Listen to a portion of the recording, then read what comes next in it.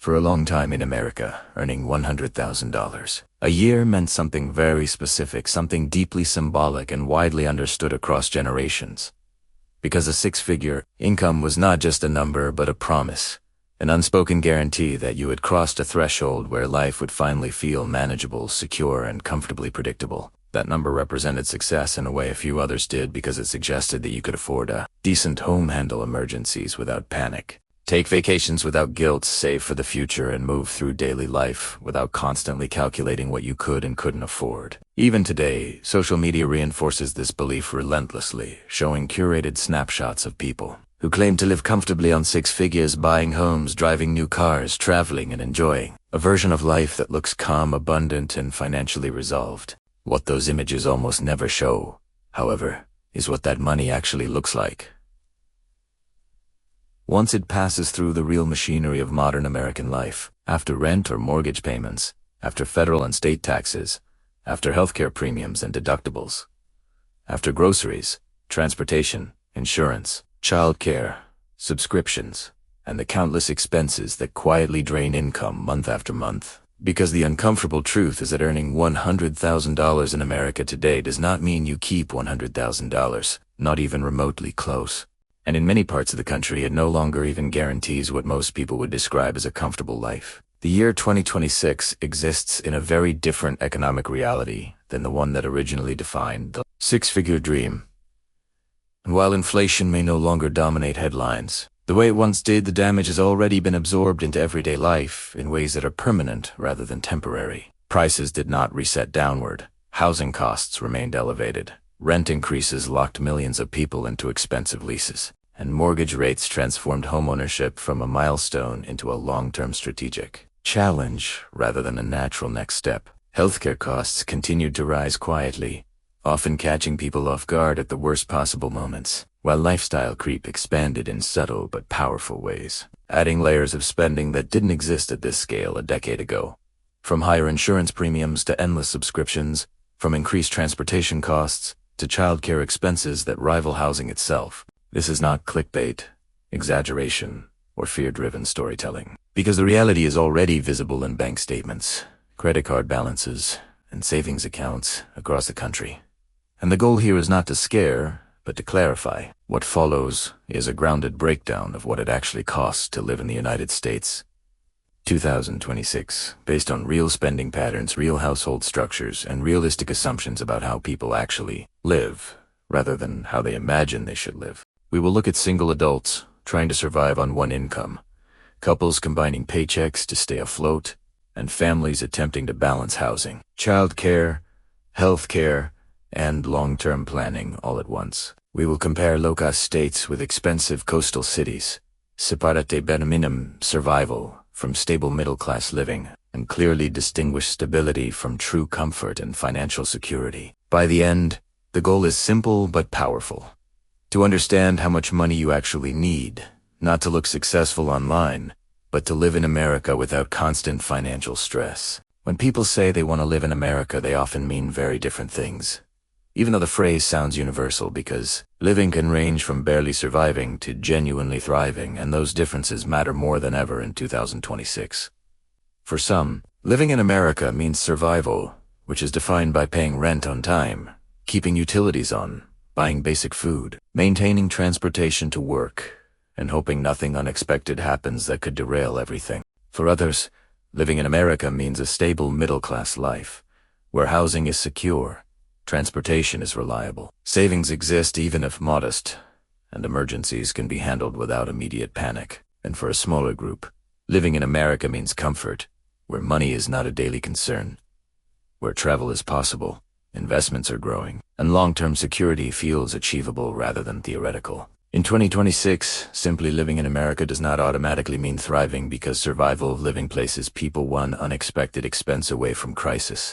Decent living requires constant vigilance and careful budgeting, and comfortable living is defined by mental freedom as much as financial numbers. These distinctions are critical because too many conversations rely on national averages that completely miss how people actually experience life. An average rent means nothing when one city costs double another, and an average income hides the reality that a salary that feels wealthy in a small town can feel suffocating in a major metropolitan area. Regional differences in housing, taxes, transportation, healthcare, and wages fundamentally alter what income is required just to maintain a normal life, and ignoring those differences leads to misleading conclusions. Inflation reshaped expectations in ways that still aren't fully acknowledged, because prices rose rapidly and then stabilized at higher levels rather than returning to what they were before. Groceries, insurance, rent, utilities, and services all stayed expensive, while wage increases arrived unevenly, leaving many people with raises that looked meaningful on paper, but failed to keep pace with actual cost increases. Some Americans saw modest improvements, others saw none at all. And the result is a widening gap between what people earn and what life actually costs. To create clarity, it helps to define three distinct lifestyles that exist simultaneously in America today. Bare minimum survival covers only essential expenses and leaves almost no margin for error. Stable middle-class living provides consistency, modest comfort, and limited stress, but still requires discipline and caution. Comfortable living with savings includes financial flexibility, emergency readiness, future planning, and the ability to absorb setbacks without panic. Every cost discussed moving forward fits into one of these three realities, and housing sits at the center of all of them. Housing remains the single largest expense for most Americans, and in 2026 it continues to be the biggest pressure point.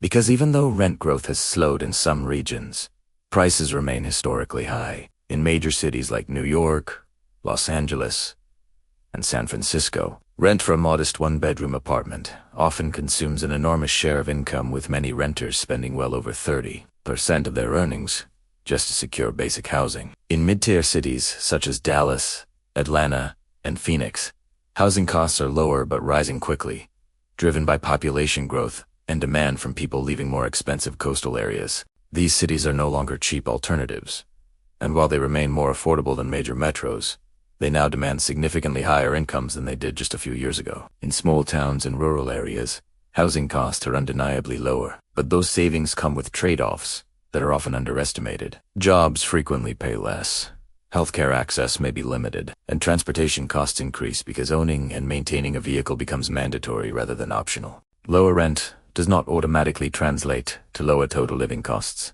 especially when wages and services are factored in. Housing also includes a wide range of hidden expenses that people often forget to count. Property taxes are frequently baked into rent or mortgage payments. Homeowners face HOA fees, maintenance costs, repairs, and rising insurance premiums, while renters deal with renters' insurance and frequent rent increases. These costs quietly add hundreds of dollars per month and compound over time, tightening budgets even for people with solid incomes. Utilities add another unavoidable layer, with electricity, water, gas, and trash costs varying by region and season, sometimes doubling during extreme weather. Internet and phone service are no longer optional luxuries but essential infrastructure, adding another fixed monthly cost that rarely decreases. Transportation represents a uniquely American financial burden, because outside of a few dense urban areas, owning a car is not optional. Monthly car payments, insurance, gas, repairs, registration, and maintenance can easily add hundreds or even thousands of dollars per month, often rivaling housing costs in lower rent areas. Public transportation, where available, rarely eliminates transportation costs entirely, and in many places it is impractical or non-existent. Healthcare is the expense that reshapes everything, because while many Americans receive employer-sponsored insurance, that coverage is far from free. Monthly premiums reduce take-home pay. High deductibles mean thousands of dollars must be paid out of pocket before insurance truly helps, and private insurance options are often even more expensive. Prescription medications, doctor receipts, specialist care, and emergency services introduce unpredictable costs that can destabilize finances instantly. Dental and vision care are frequently separate from standard insurance, adding more monthly and annual expenses that quietly accumulate. This is why healthcare is not just another line item in the budget, but a defining factor in how secure or fragile life in America actually is in 2026.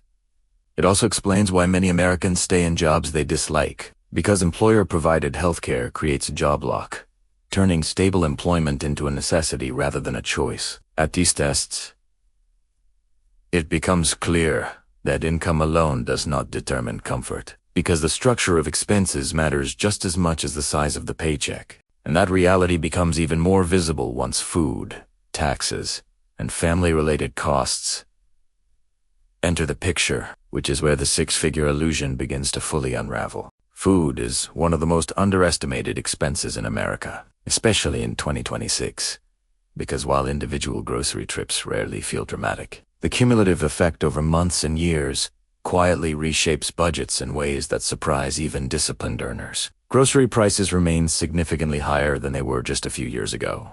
And while inflation has technically slowed, prices never returned to earlier levels, meaning households are permanently operating within a more expensive baseline. Basic staples cost more.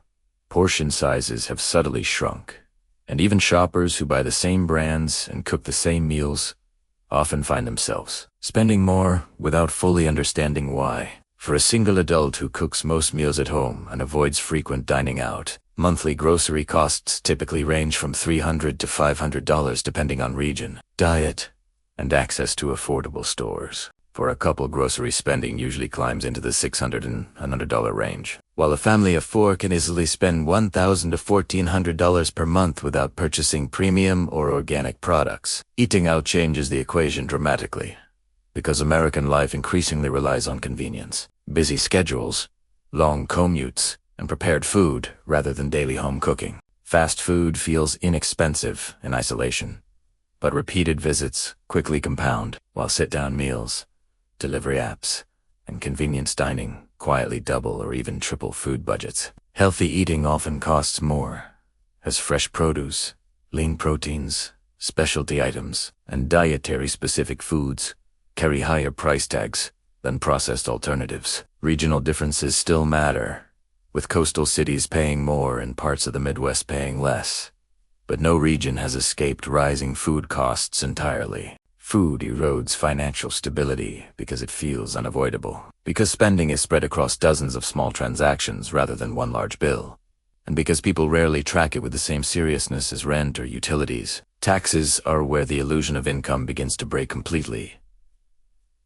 For many Americans, because gross salary numbers hide how much money never reaches a bank account in the first place, federal income tax claims a significant portion of earnings, rising as income increases, while state income tax varies dramatically depending on where a person lives. Some states impose high income taxes, others impose none, and this single difference can change take-home pay by thousands or even tens of thousands of dollars annually. Payroll taxes for Social Security and Medicare are automatic and unavoidable, reducing income before it ever feels usable. Sales tax quietly increases the cost of nearly every purchase, while property taxes, even for renters, are embedded into housing costs and passed down indirectly. A $50,000 salary often results in take-home pay closer to $35,000 or $38,000 depending on benefits and location. A $75,000 salary may translate to $52,000 to $57,000 after taxes. A $100,000 salary commonly turns into $65,000 to $72,000 of usable income, sometimes less in high-tax states. This is why comparing salaries without accounting for taxes, benefits, and geography is misleading, because two people earning the same amount can live radically different financial lives. Healthcare compounds this issue further, because even employer-sponsored plans require significant employee contributions, monthly premiums reduce take-home pay, deductibles delay coverage, and out-of-pocket maximums can still reach thousands of dollars per year. Private insurance options are often worse, offering higher premiums and narrower coverage. Prescription drugs, specialist visits, mental health care, and emergency treatment introduce unpredictable costs that no amount of budgeting can fully neutralize. Dental and vision care are often excluded or partially covered, adding more expenses that feel optional until they become unavoidable. This uncertainty makes healthcare one of the most psychologically taxing expenses in America, because people are not just budgeting for known costs but bracing for potential financial shocks. For families, childcare and education often become the most overwhelming expenses after housing. Full-time daycare frequently costs hundreds or thousands of dollars per month per child, sometimes rivaling rent or mortgage payments. This creates the two-income trap, where both parents must work simply to afford childcare, even when one income barely covers the cost itself. Public education is not truly free, because families pay for supplies, activities, transportation, and extracurriculars that add up over time. Private education introduces tuition costs that can rival college expenses, while college savings loom in the background as a long-term obligation rather than an optional goal. Student loans extend the financial impact of education far beyond graduation, reducing flexibility, delaying home ownership, and increasing stress for decades. Education costs in 2026 do not just affect children. They shape the financial trajectory of entire households. Lifestyle expenses are where many Americans lose control of their finances without realizing it, because these costs rarely feel urgent or extreme. Streaming services, music subscriptions, cloud storage, and digital platforms are individually inexpensive, but collectively significant. Gym memberships, fitness apps, and wellness services often remain active, even when unused. Clothing expenses accumulate through replacements, seasonal changes, work requirements, and social expectations. Phones, data plans, and frequent upgrades are normalized, creating recurring expenses that feel mandatory rather than discretionary. Vacations reveal financial strain clearly, as many Americans either accumulate debt for short trips or avoid travel entirely due to cost. Flights, hotels, food, and transportation make even modest vacations expensive. Social pressure spending may be the most damaging category of all, because it operates invisibly through dining out, weddings, birthdays, gifts, events, and maintaining appearances. These expenses rarely appear in financial advice, but deeply affect savings and stability. When lifestyle costs are added together, they often explain why people earning strong incomes still feel financially stretched. None of these expenses are extreme individually, but together they reduce flexibility and increase vulnerability. This is the point where many people earning six figures begin to ask why they still feel anxious about money. The answer lies not in irresponsibility, but in structural costs that expanded faster than wages. So how much do you actually need to earn in America in 2026? The answer depends entirely on location, household size, and lifestyle expectations. For a single adult with no children, bare minimum survival typically requires $35,000 to $45,000 per year, covering basic rent, food, transportation, and minimal health care with little margin for error. An income of $50,000 to $65,000 allows a person to live adequately but cautiously, covering expenses while requiring careful budgeting. Comfortable living with savings often begins around $75,000 to $90,000, depending heavily on housing costs. For couples without children, combined income shifts the math significantly. Bare minimum survival usually starts around $55,000 to $65,000 combined. A stable middle-class life often requires $75,000 to $90,000. Comfort, flexibility, and savings generally begin at $100,000 to $120,000 combined. Dual incomes provide security, but also risk, because losing one income can destabilize everything quickly. For families of four, costs rise sharply. Bare minimum survival often requires $75,000 to $90,000, usually with tight constraints. A stable middle-class life typically begins around $110,000 to $130,000 combined. True comfort, savings, and long-term security often require $140,000 to $170,000 or more. Location magnifies all of these numbers. Low-cost areas reduce housing pressure but limit wages and access. Medium-cost cities balance opportunity and expense. High-cost coastal cities compressed even six-figure incomes, with rent consuming half of take-home pay. This is why $100,000 feels different today. Psychologically, it remains a milestone, but financially, it has lost much of its power. Inflation reduced purchasing power, lifestyle expansion absorbed gains, and expectations failed to adjust. Social media amplifies distortion by showing outcomes without costs. The modern middle class is no longer defined by income alone, but by stability, low debt, savings, and resilience. In 2026, how you live matters as much as how much you earn. And that truth becomes even clearer when savings, debt, and long-term security enter the conversation. Saving is where the true state of financial security in America becomes impossible to ignore, because this is the point where theory meets reality, and where even strong incomes are tested by the gap between what people earn and what they're actually able to keep. Financial advice often suggests maintaining an emergency fund that covers 3 to 6 months of living expenses. Yet in practice, many Americans do not have even one full month of expenses saved, not because they are careless, but because rising costs absorb income before savings ever have a chance to accumulate. When rent or mortgage payments, utilities, food, transportation, insurance, and healthcare already consume most of a paycheck, saving becomes something that must be consciously fought for rather than something that happens naturally. Retirement contributions are often the first thing sacrificed under pressure, even though long-term security depends on them, because immediate needs always feel more urgent than distant future risks. Many people contribute only enough to receive an employer match, while others contribute nothing at all, not due to ignorance, but due to necessity, because covering today's expenses feels non-negotiable. This turns retirement planning into a privilege rather than a standard expectation, widening the gap between those who can plan ahead and those who are stuck reacting to the present. Credit cards step in to fill the gap, initially offering convenience, but gradually becoming a source of long-term stress. As balances grow and interest compounds, high-interest debt often begins not with luxury purchases but with everyday expenses: groceries, car repairs, medical bills, travel for family obligations, and emergencies that cannot be delayed. Over time, this creates a cycle where income appears sufficient on paper, but cash flow tells a different story, one marked by minimum payments, limited flexibility, and constant background anxiety. Many Americans appear financially stable from the outside, living in nice neighborhoods, driving reliable vehicles, and maintaining normal routines, yet are one missed paycheck or unexpected expense away from serious trouble. This is why living paycheck to paycheck remains common even at higher income levels, because fixed expenses rise alongside earnings, commitments expand, and the margin for error disappears. More money does not automatically create more security if spending obligations grow at the same pace.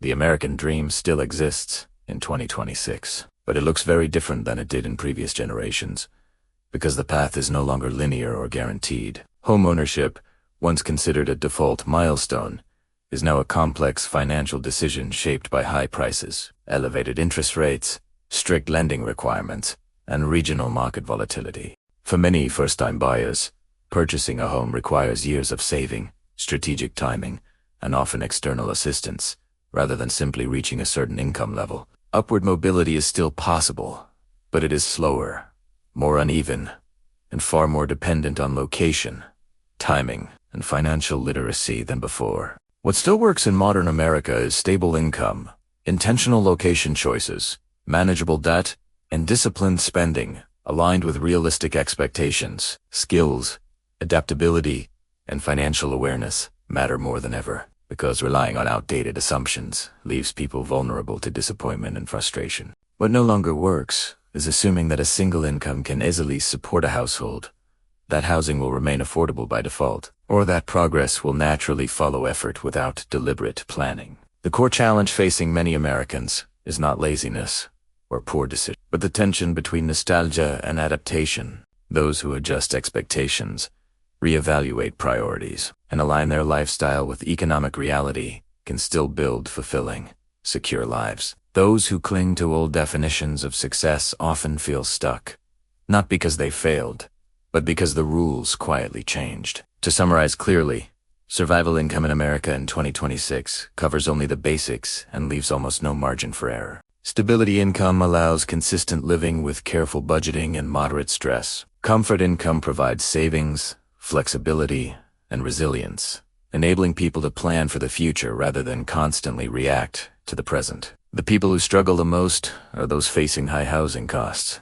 unpredictable healthcare expenses, childcare burdens, or unstable income. Those who manage reasonably well often live in moderate-cost areas with steady employment and controlled spending. Those who truly thrive combine sufficient income with low debt, strategic location choices, and disciplined saving habits. The most important takeaway is that living well in America is no longer about chasing a specific income number, because numbers without context are misleading. What matters is understanding where money actually goes, planning realistically, and aligning income with lifestyle rather than appearances. This is not a message of doom or pessimism, and it is not a promise that everything will be easy, but it is an invitation to clarity. America in 2026 is expensive, but it is still livable for those who approach it with awareness rather than illusion. If you understand your costs, you gain control instead of stress.